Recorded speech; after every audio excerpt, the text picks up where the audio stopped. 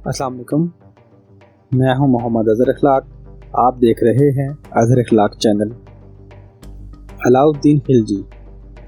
تخت نشین ہونے کے بعد علاؤالدین خلجی کو چونکہ لگاتار کامیابیاں اور کامرانیاں حاصل ہوتی رہی تھیں، لہٰذا ان تمام کامیابیوں اور کامرانیوں کے بعد علاؤالدین کے دل میں طرح طرح کے عجیب و غریب خیالات آنے لگے۔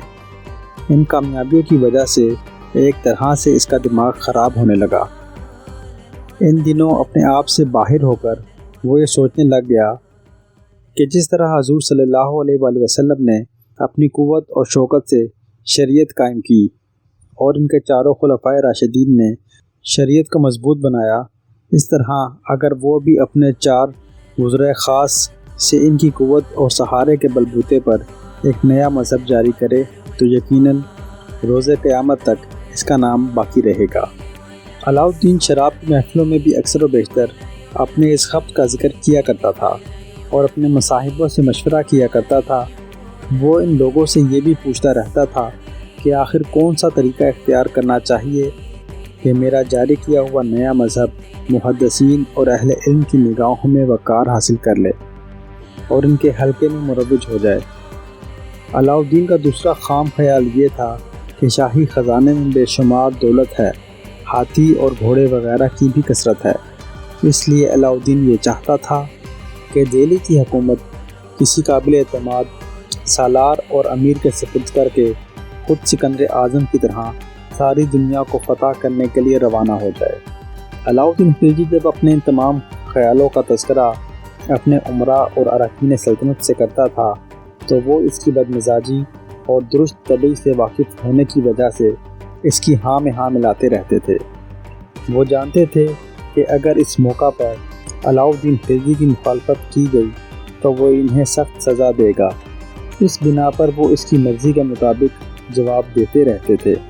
جب علاؤالدین کے لشکر نے منگولوں کو 2 بار شکست دے کر مار بھگایا تھا تو اس کا دماغ اور زیادہ خراب ہو گیا۔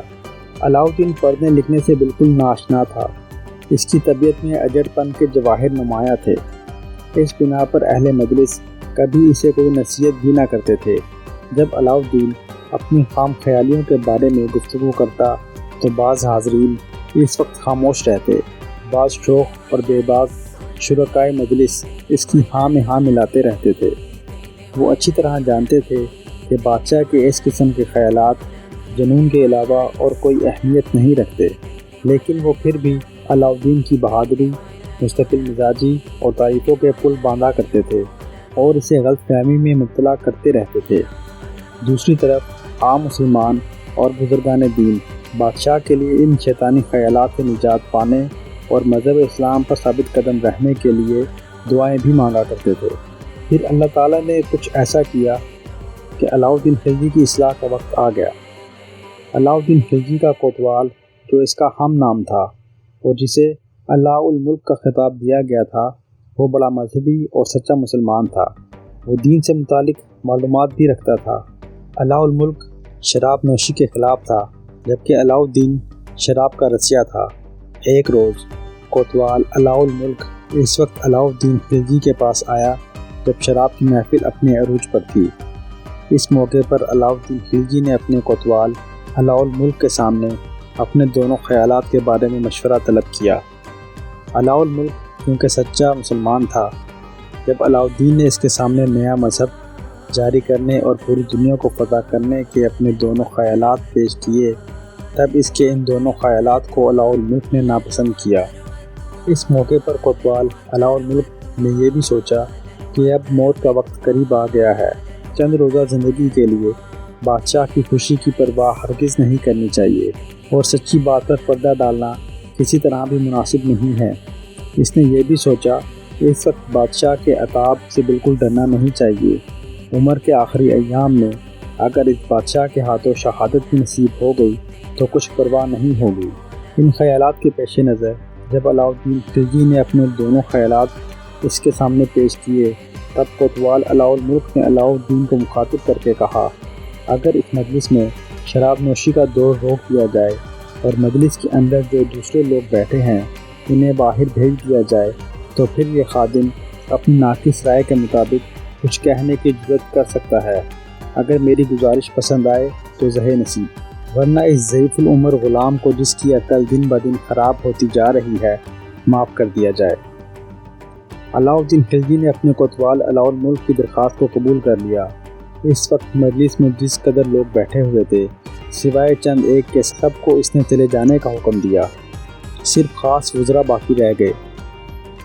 جب ایسا ہو چکا تو کوتوال علاء الملک نے ہاتھ باندھ کر عرض کرنا شروع کیا، شریعت کا تعلق انبیاء کرام سے ہے اور اس کی نبوت اور وحی آسمان سے تعلق رکھتی ہے۔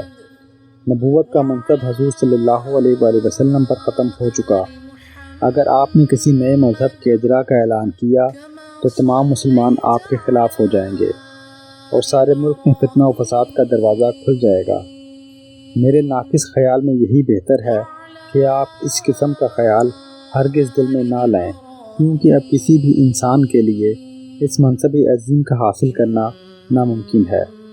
جناب کو یہ اچھی طرح معلوم ہے کہ چنگیز خان اور اس کی اولاد نے سال ہا سال تک مذہب اسلام کو نیست و نابود کرنے کی کوشش کر کے اپنے مذہب کو جو ہزاروں سال سے ترکستان میں رائج تھا جاری کرنے کی کوشش کی، اور اس مقصد کے لیے انہوں نے بے شمار مسلمانوں کو قتل کیا، لیکن انہیں بھی اس سلسلے میں کوئی کامیابی حاصل نہ ہوئی، اور آخرکار مذہب اسلام کے رستے اور استحکام نے ان دشمنوں کے دل میں جگہ پیدا کی اور ان کی پوری قوم مشرف با اسلام ہو گئی، اور انہی لوگوں نے اس دین کی عزت اور حرمت کی خاطر ان لوگوں سے بارہا جنگیں کی جو اس دین کے دشمن تھے۔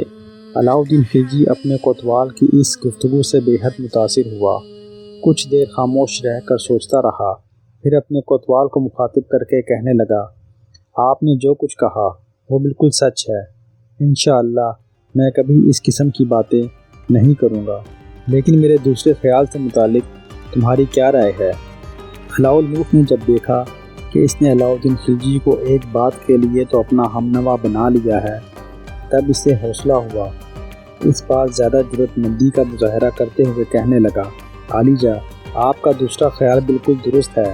یہ معاملہ جو آپ کی بلند ہمتی اور اولو العزمی کی وجہ سے آپ کے پیش نظر ہے، اس میں کوئی شک نہیں کہ بادشاہ کے لیے اپنی شخصی بہادری اور جرأت مندی، خزانے اور لشکر کی مدد سے مزید سلطنت کو فتح کرنا کوئی مشکل کام نہیں، لیکن یہاں بنیادی سوال یہ پیدا ہوتا ہے کہ جب بادشاہ دارالسلطنت سے نکل کر دوسرے ممالک پر حملہ آور ہوگا اور ایک طویل مدت تک غیر ممالک میں قیام کرے گا، اس وقت ایسا کون سا بہادر ہوگا جو بادشاہ کی عدم موجودگی میں حکومت کے فرائض انجام دے گا؟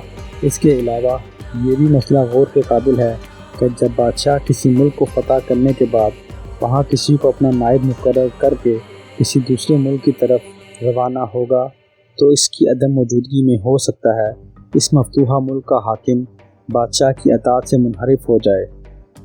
اگر حضور کو بھی اپنی رعایا اور امراء پر اعتماد ہے، جیسا کہ سکندر اعظم کو اپنی رعایا اور امراء پر تھا، تو پھر حضور اپنے ارادے پر حق بجانب ہیں اور اس سلسلے میں آپ کی مخالفت کرنا درست نہیں ہے۔ آج کی ویڈیو میں بس اتنا ہی، ہمارے ساتھ رہیے گا۔